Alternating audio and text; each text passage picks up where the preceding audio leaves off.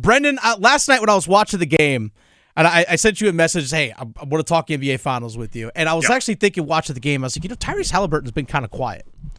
Yeah. Like, fourth quarter, I thought he really was. Like, the usage rate and everything just wasn't there. Mm-hmm. And then he does he did it again, Brenden. He did it again. I can't make sense of it.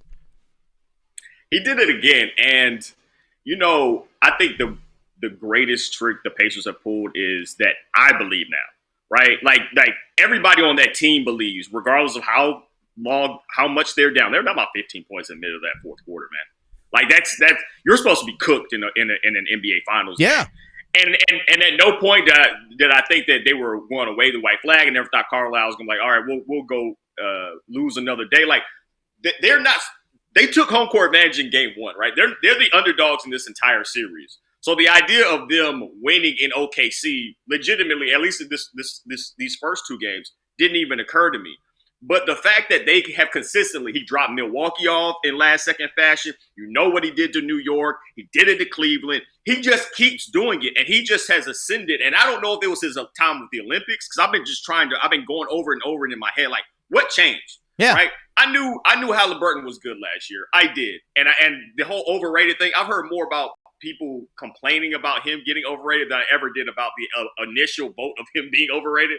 But athletes got to have these things that motivate them. Of course. But the fact that he had these moments last postseason where he just couldn't quite seem, when they needed a bucket, he couldn't quite seem to do it.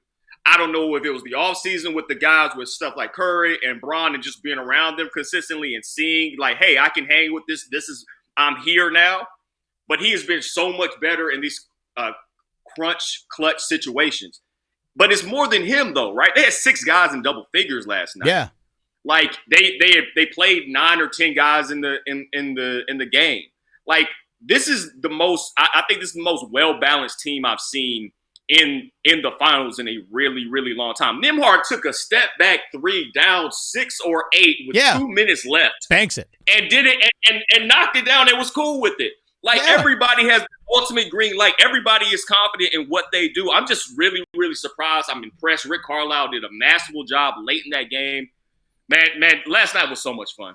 It really was. I hope we get 6 more of those. That voice you just heard, Brenden Whitted. Give him a follow on X, HU Cosell. Check out all the work that he does. And he's a basketball mind. I love talking basketball with Brenden. To me, Brenden, also watching that game, I thought there were just too many empty possessions for Oklahoma City. I thought they did a really good job of getting in the paint. One of the biggest things I look for in basketball is paint touches. Even if you love shooting threes, you still got to get in the paint in some way, shape, or form. Get in the paint, kick out, whatever it might be. I just thought that Oklahoma City let too many possessions go based on how many turnovers Indiana had. Only 11 points off 25 Indiana turnovers. In my mind, Oklahoma City kind of let them off the hook in a way. A lot of those were dead ball turnovers, and meaning that the ball went out of bounds and then they had to inbound it. So it's a little bit different from live ball turnovers, which are attacking transition. Everybody's transition defense is worse than their set defense across the board, no matter how good. But the other thing that saved the Pacers, and I agree with you, they let them off the mat a little bit in that first half. They were up 12 in that first half. Felt like it should have been around 20. One, OKC missed a lot of open three-pointers. They did. They had a lot of good process, a lot of good offense that just resulted in some bad misses. And it's not that they shot poorly from 3. I think they were 11-30. So that's around 33, 36%, somewhere in there. That's still a very, very good percentage for you, or a solid percentage for you. It's just that they got beat by 21 behind the arc. OKC was 18-39, right? Mm-hmm. And so, like, that helps a lot. They got beat by 16 or 17 on the rebounds. That hurts a lot. So OKC it's one and done. So if you're not making it, you're probably not getting an offensive rebound either. They were able to keep the Pacers out of transition. I think the Pacers won by 1 point in fast break points. They were able to keep them out of transition. But those 3-pointers, those rebounds, kept them within striking distance so that you could have that kind of last-second miraculous finish. Brenden Whitted joining us here on the Adam Gold Show. Dennis Cox sitting in for Adam Gold. You mentioned a little bit ago about the balance of Indiana's roster. And I think we might see – we always see it in sports, sometimes an overcorrection. You see a couple teams make a final, win a championship. Everyone wants to try and model that in some way, shape, or form. Yeah. And I bring this up because I know here in North Carolina, we're looking at the Carolina Hurricanes and how they're building their roster. It's this obviously different sport, but philosophies can be similar. You see Oklahoma City got a really good young player like Gilgeous-Alexander and then acquired all this draft capital and drafted all these great players, and they built the team that way.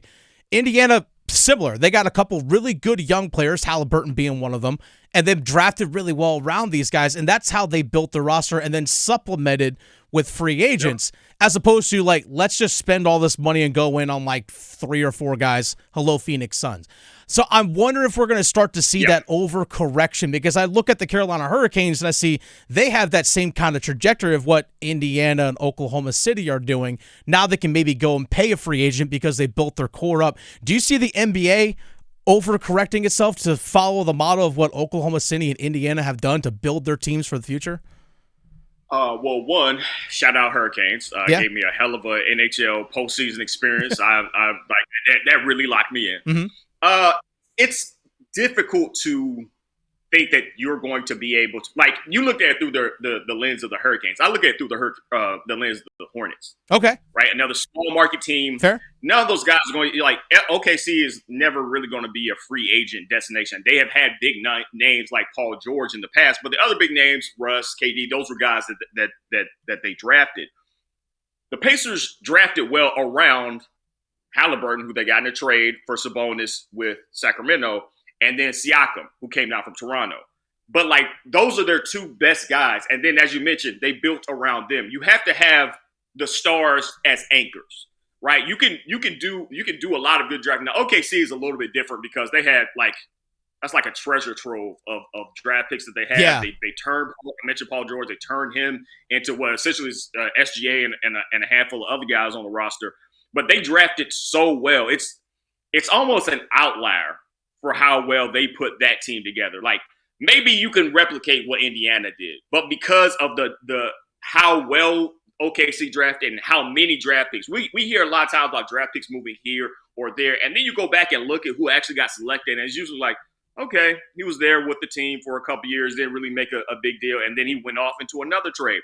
OKC has consistently been able to mine talent, and it's not even guys that they drafted; it's the identification of talent. Isaiah Joe, who came into came to the league as a spot up shooter, was one of the best spot up shooters in his draft class. And he was with 76 for a while. I think he bounced around a little bit more. And they've got him, and now he's creating off the dribble. He's just a completely different player than the guy that entered into the league. So their ability to identify talent either through the draft or even in the free agency is something pretty special. And that's what you have to have. I started this with, I look at this through the Hornets, the spectrum of the Hornets. Mm-hmm. Where is that? Yeah. Where are the guys that they have consistently drafted and developed, right? Because I look at LaMelo, and I don't think that he's that different from Halliburton. He's not as healthy as Halliburton. They went back to back in the draft. But if you look at their styles of play, both guys that are big 3-point shooters, like to pass the ball, get the ball moving, increase in pace, they're not that dissimilar. The difference has been his health, obviously. But who's the guy you're going to pair with LaMelo? Who's the guy, whether it's through trade, through the draft, who was that other guy? They got Siakam, who was huge for them last night. Carlisle moved him to center at one point, had a huge block at SGA at the rim. They were able to get up and down a little bit more, create a little bit more space. Like, those are the guys you have to hit on. And at some point, the Hornets just haven't consistently hit on that. And it's not going to ever matter who's head coach, who's whomever, if you're not being able to not only identify talent, but keep that talent in the building. I couldn't agree with you more. That's Brenden Whitted. Give him a follow at HU Cosell. Real quick, final question, 30 seconds here, Brenden. I know Indiana obviously took game number 1. OKC come back and win this series? Or is it Indiana's to take now? I still think it's OKC. As I mentioned, they missed a lot of open three-pointers. Those are shots that they're going to get again, and those are shots that they're going to make. They have to have a more consistent effort from J-Dub. SGA went for 38 on some pretty steady shooting. Mm-hmm. He was really, really inefficient. They have to have more from him because it can't all be on the MVP. That's Brenden Whitted. He's the basketball mind at HU Cosell. Brenden, I love you, my man. Thanks for your time.